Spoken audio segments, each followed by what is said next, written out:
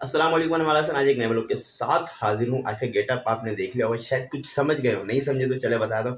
आज का व्लॉग ऐसा है कि भाई आज सिंधी कल्चर डे, सिंध का सकाफती दिन, योम सकाफती दिन आज मनाया जा रहा है।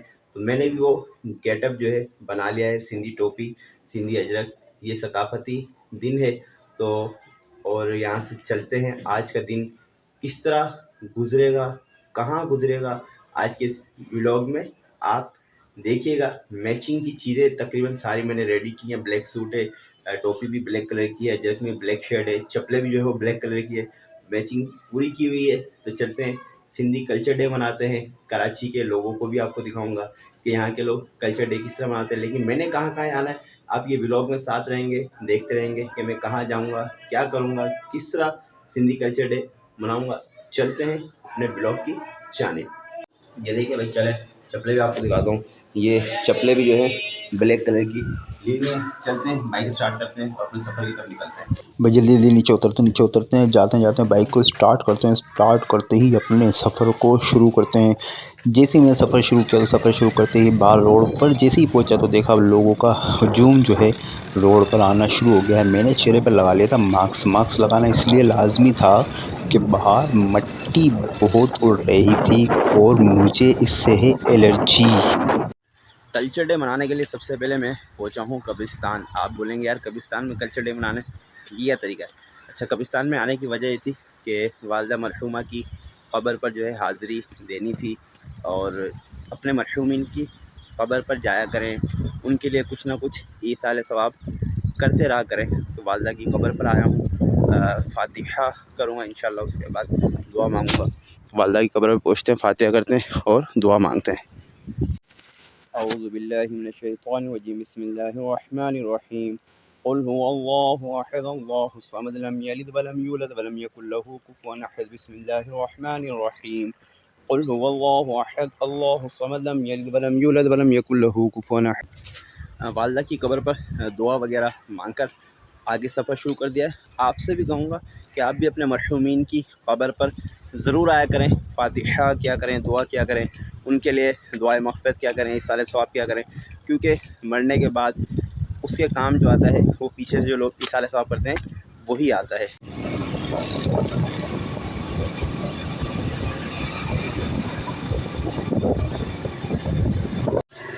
सफ़र करते करते पहुँचा हूँ मिस्री शाह गाज़ी रहमतुल्लाह अलैह के मज़ार पे। अंदर चलते हैं, फ़ातिहा करते हैं, फिर आगे बढ़ते हैं। पहले यहाँ फातिहा देंगे। सबसे पहले अंदर चलता हूँ। अंदर चल के मैंने करना है वज़ू करने के बाद फिर मैंने अंदर पहुँचना है। तो यहाँ मैं अंदर पहुँच चुका हूँ, वज़ू मैंने कर लिया है।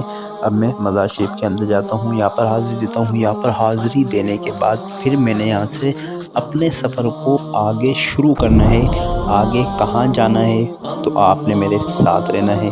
साथ रहेंगे तो आपको पता चलेगा कि मैंने आगे कहाँ पर सफ़र करना है।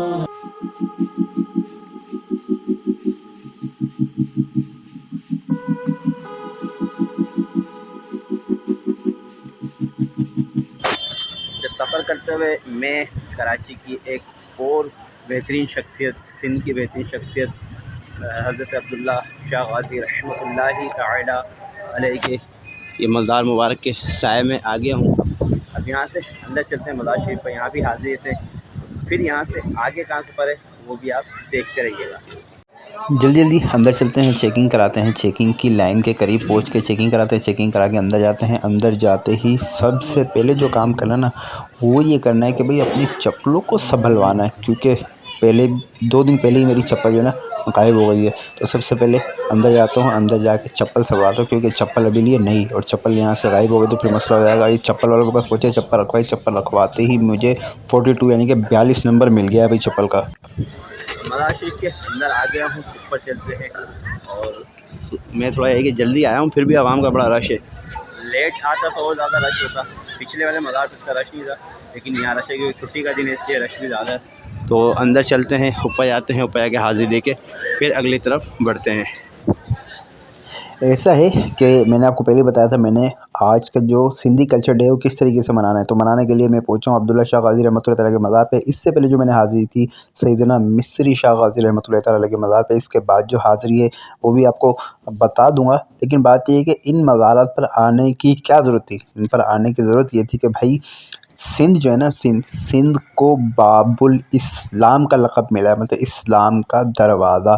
मोहम्मद बिन कासिम रहमतुल्लाह तआला अलैह वो जो है इस सिंध के ज़रिए ही यहाँ इस्लाम लेकर आए थे। इस्लाम का जो है दरवाज़ा कहा जाता है बाबुल इस्लाम सिंध। तो इसलिए मैंने सोचा कि दीगर लोगों के साथ बाहर जाकर हल्ला गुल्ला करने से बेहतर है कि अल्लाह वालों के दरबार पर हाज़िर होएं और हाज़िर होकर जो है दुआ मांगें, ईसाले सवाब करें। तो इसलिए फिर मैंने अब्दुल्ला शाह गाज़ी रहमतुल्लाहि ताला अलैह और दीगर मज़ारात का रुख किया कि मैं जो कल्चर डे मनाने जा रहा हूँ कुछ अलग तरीके का कल्चर डे हो। लोग मना रहे हैं, उनका अपना तरीक़ाकार है, मैंने सोचा कि मैं अपने तरीके से कल्चर डे मनाऊँ। तो इसलिए मैंने ये फ़ैसला किया कि मैं वालदा की कब्र से सैयदना मिस्री शाह गाज़ी फिर अब्दुल्ला शाह गाज़ी रहमतुल्लाहि ताला अलैह की मज़ार शरीफ पर हाज़िरी देता हूँ और फिर उसके बाद आगे जो मज़ार है वहाँ पर भी जाना हाज़िरी देता हूँ। अच्छा ऐसा है कि ऊपर से हाज़िरी देकर आ गया हूँ नीचे, यहाँ पर इनका चिल्ला गाह भी है और चश्मा भी है।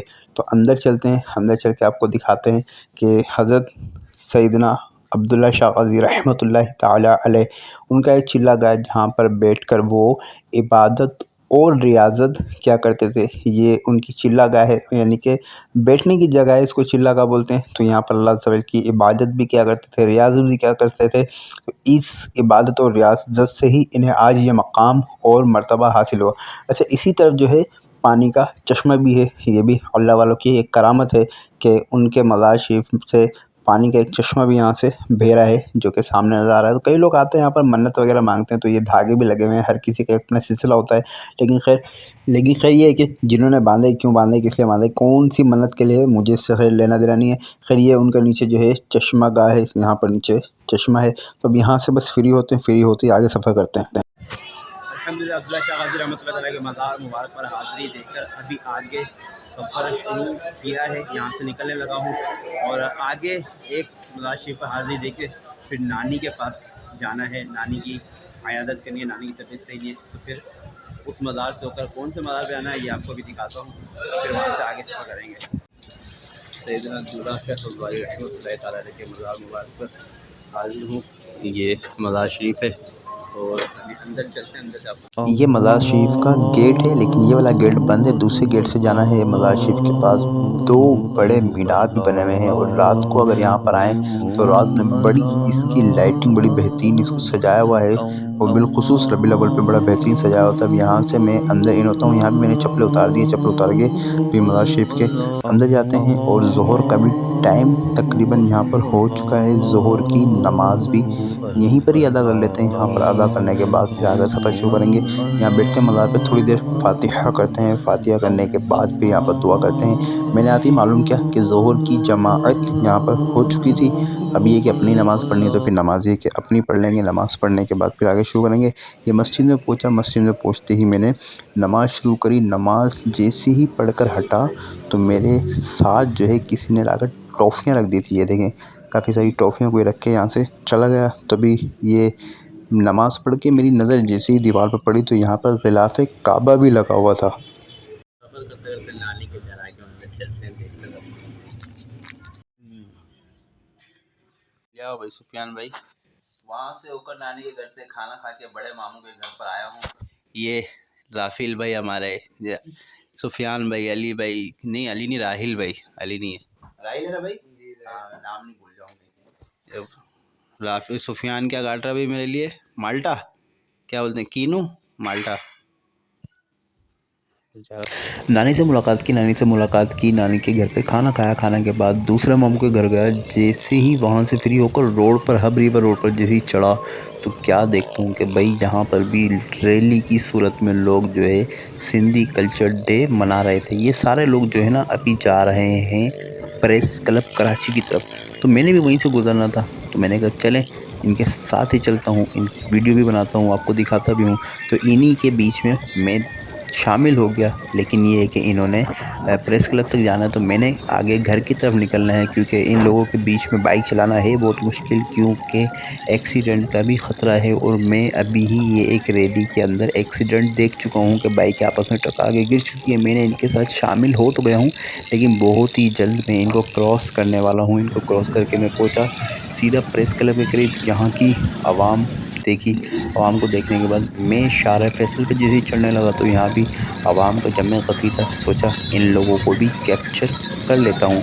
इन लोगों को कैप्चर करने के बाद मैंने शाहरा फैसल पे जैसे ही सफ़र शुरू किया, सफ़र शुरू करते ही फिर मैं पहुँचा गोरा कब्रिस्तान। गोरा कब्रिस्तान पर पहुँचा तो देखता हूँ कि भाई यहाँ भी आवाम का जमे गफ़ीर है, बल्कि पुलिस ने यहाँ पर रोड ब्लॉक करके आवाम का रुख दूसरी तरफ मोड़ दिया, क्योंकि आगे आवाम का बहुत ज़्यादा रश हो चुका था और पुलिस की भी भारी नफ़री यहाँ पर मौजूद है। ख़ैर मैंने यहाँ रुकना नहीं था, मैंने कहा चलो एक छोटा-सा क्लिप बना लेता हूँ। क्लिप बनाने के लिए रुका हूँ। यहाँ से मैं सीधा घर की तरफ सफ़र करता हूँ, क्योंकि यहाँ पर माहौल कुछ अजीब व गरीब सा मुझे नज़र आ रहा है। ट्रैफ़िक भी काफ़ी ज़्यादा है और नीचे पुलिस वाले भी एक्शन में आ गए हैं।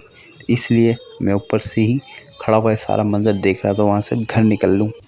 अच्छा भाई, सिंधी कल्चर डे मनाने के बाद घर आ गया हूँ। घर आके थकन हो गई, जाहिर सी बात है, सारा दिन बाइक चला के थकन सी हो गई थी। थोड़ी देर ये कि आराम कर लेता हूँ। इसी के साथ जो है अपने ब्लॉग को भी एंड करता हूँ। अच्छा, अगर आपने अभी तक मेरा चैनल सब्सक्राइब नहीं किया तो चैनल भी सब्सक्राइब कर लें और बेल आइकन बटन को भी प्रेस कर लें। ठीक है, अल्लाह हाफिज़।